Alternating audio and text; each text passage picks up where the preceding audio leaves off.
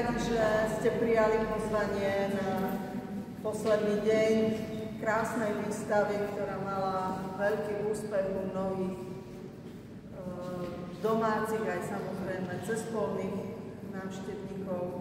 Veľmi sa tešíme, že sme v Tatranskej galérii vlastne mohli po prvýkrát predstaviť tvorbu týchto dvoch autorov, a to Milana Lukáča a Víťa Bojňanského.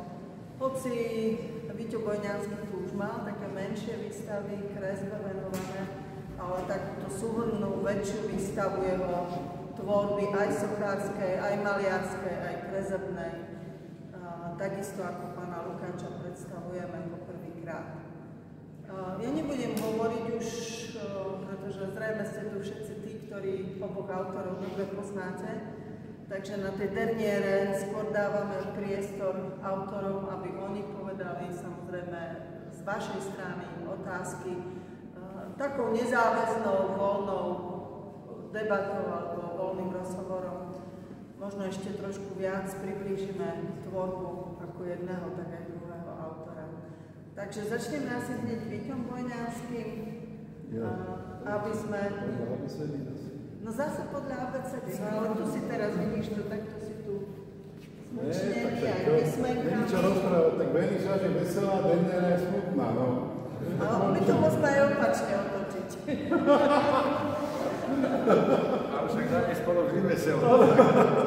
Že aj derniéra bude veselá, pretože sú to nesmierne milí ľudia, obaja umelci takých, akých my máme v srdci a v duši a v akých si ich predstavujeme. Takže títo dvaja páni naozaj stelesňujú tú osobnosť umelca v pravom slova zmysle, ako má byť.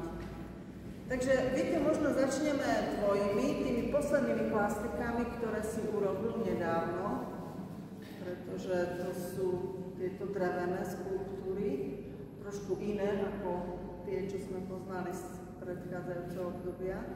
Možno o týchto začneme a potom takto sa rozprúdi debata. Nemusím to niečo rozprávať. Ale trošku porozprávať. Ale trošku porozprávať. Nič nenapadá, nič. Tak ma dostaneš do úzkých, ktoré